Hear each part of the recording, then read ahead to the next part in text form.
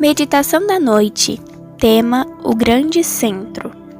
Ele é antes de todas as coisas. Nele tudo subsiste. Colossenses 1:17. Todos os discípulos tinham sérias falhas de caráter quando Jesus os chamou ao seu serviço. O próprio João, que conviveu mais próximo daquele que é manso e humilde, não era naturalmente manso e submisso. Ele e seu irmão foram chamados filhos do trovão. Marcos 3:17. Durante o tempo que vieram com Jesus, todo o menosprezo mostrado a ele despertava a indignação e o espírito combativo deles. Gênio forte, vingança, espírito de crítica. Tudo isso havia no discípulo amado. Era orgulhoso e desejava ser o primeiro no reino de Deus. Contudo, dia a dia, em contraste com seu temperamento impetuoso, contemplava a ternura e longanimidade de Jesus e aprendia suas lições de humildade e paciência. Abriu o coração à influência divina e se tornou não somente ouvinte, mas também praticante das palavras do Mestre. O próprio eu foi escondido em Cristo. Aprendeu a levar o jugo de Jesus e a suportar seu fardo. Jesus repreendia, advertia e alertava seus discípulos, mas João e seus irmãos não o deixavam. Preferiam a Cristo apesar das repreensões. O Salvador não se afastava deles por causa das suas fraquezas e erros. Continuaram até o fim a partilhar de suas provações, aprendendo as lições de sua vida. Contemplando a Cristo, tiveram caráter transformado. Os apóstolos eram muito diferentes uns dos outros em hábitos e temperamento. Havia publicano Levi e Mateus e o colérico Zelote Simão, intransigente inimigo da autoridade romana, o generoso e impulsivo Pedro e o abominável Judas, Tomé, fiel embora temeroso, Filipe, lento para crer e inclinado a ouvir, e os ambiciosos francos filhos de Zebedeu, com seus irmãos. Eles foram reunidos com suas diferentes falhas, todos com tendências herdadas e desenvolvidas para o mal. No entanto, em Cristo, por meio dele, fariam parte da família de Deus, aprendendo a se tornarem um na fé, na doutrina e no espírito. Teriam suas provas, suas ofensas mútuas na fé. Suas ofensas mútuas e suas divergências de opinião, mas enquanto Cristo habitasse no coração, não poderia haver discórdia. Seu amor levaria ao amor uns pelos outros. As lições do Mestre conduziriam à harmonização de todas as diferenças, colocando os discípulos em unidade até que tivessem a mesma mente e o mesmo discernimento. Cristo é o grande centro e eles deveriam se aproximar uns dos outros exatamente na proporção em que se aproximassem do centro. O desejado de todas as nações, páginas 228, 229, 295 e 296. Para refletir, o que mudou em você desde que começou a andar com Jesus? Sua família notou alguma diferença? Isso pode até se referir a nós, né? Eu pego essa lição pra mim. Nós entramos muitas vezes na vida espiritual como cristãos da forma errada.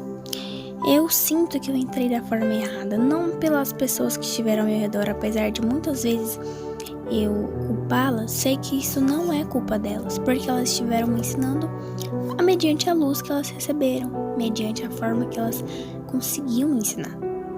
Então, não foi culpa dessas pessoas, não foi culpa de ninguém. Simplesmente aconteceu, simplesmente foi necessário que eu enxergasse a graça de Deus de uma outra forma, que não era da forma como era, para que eu começasse a procurar, necessitar e, como se diz, né? Fazer do limão uma limonada, aproveitar de uma situação ruim para fazer de uma situação muito boa. E aí vem a pergunta do questionamento, né? O que mudou em você desde que começou a andar com Jesus? Sua família notou algo? Sim, minha família notou que eu fiquei mais briguenta. Minha família notou que eu fiquei mais julgadora. Minha família notou que eu fiquei mais idealista, moralista. Minha família notou que eu fiquei mais sem paciência do que eu já era. Mais estressada, mais triste. Mas será que é porque eu andei com Jesus? Ou é porque eu não andei com Jesus? Porque eu estava pensando que estava andando e não estava. Amados, eu posso dar um mini testemunho para vocês aqui. Eu não sei como, não sei quando, mas Deus tem transformado o meu modo de agir. Eu era, porque eu profetizo que eu não serei mais. Deus me trará ansiedade na medida certa. A ansiedade, que é, no caso que eu estou falando, é a busca incessante por algo, é a insistência por algo, é a persistência por algo e é também a animação, a esperança, é a vontade de nunca tardar algo. Mas Deus tem transformado totalmente meu modo de pensar, tem estremecido assim todas as minhas defesas, porque Ele tem me mostrado que eu necessito dele e realmente isso é coisa que eu tenho pedido desde que eu estou ansiosa, desde que eu tenho desenvolvido problemas psicológicos. Mas o que as pessoas veem em você? Elas veem a pessoa mais ansiosa? Não, meu amado, não é motivo de você se estressar ou ter medo porque elas te veem negativamente. É motivo de você se alegrar. Não porque você está fazendo algo errado, mas porque Deus te deu a luz e te mostrou que você precisa mudar isso, que isso não está agradando Ele. Mas também motivo de você agradecer porque você sabe que a graça de Jesus está lá disponível para te ajudar, para te amparar. E eu tenho estado mais perto de Jesus, com certeza. Eu tenho pedido isso, eu não sei como isso começou. Mas eu convido a você, amado.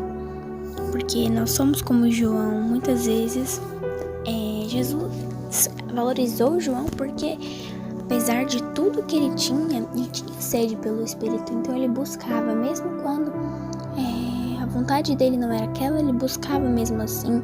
Mesmo quando ele pecava, ele buscava mesmo assim. Ele não se desprendia de Jesus. Era como uma pulga, né? Mas era uma pulga que fazia o bem, né? Que procurava o bem, que contemplava o bem. Então, quanto mais a gente prioriza a Deus na nossa vida, mais contato temos com Ele, mais entendemos sobre o amor dele. Então, dedique tempo a Deus. Ore a Deus, peça a Ele uma forma de se dedicar melhor a Ele. Seja num devocional, seja numa oração, seja na hora que você puder, seja 15 minutos por dia. Comece 15 minutos por dia e vá aumentando. Faça mais no dia de sábado ou no dia de domingo, o dia que você preferir. Eu prefiro no sábado porque é o dia do Senhor, né? Então, amados, vamos orar. Uma mensagem extremamente cativante, esperançosa para os nossos corações que muitas vezes andam aflitos. Oremos então. Pai Santo, Pai querido, há tantas oportunidades, Senhor, que muitas vezes deixamos passar, mas o Senhor nunca deixa passar nenhuma oportunidade sequer de demonstrar o Teu amor por nós. Quando nós começamos na fé, Pai, muitas vezes estamos com os olhos cheios de escamas, porque o mundo ainda habita em nós. Porque quando, Pai, no entanto, nós pedimos perdão ao Senhor, nós aceitamos o Senhor Jesus Cristo, começa dentro de nós uma batalha.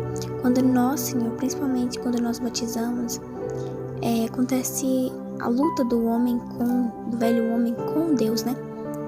E, Pai, nós queremos pedir que o Senhor vença sempre, que tenhamos disponibilidade para aceitá-lo, aceitar as suas admoestações, aceitar, Senhor, a tua mensagem, sempre levando, Pai, para o lado do Senhor, sim, olhando para o lado, um olhar espiritual, nunca levando para o lado que a gente quer. Em nome de Jesus, enche-nos da tua paz, da tua alegria, da tua esperança, da tua perseverança, Senhor, da paciência, do que o Senhor tem. Pedimos ao Senhor, crendo que receberemos. Em nome de Cristo Jesus. Amém.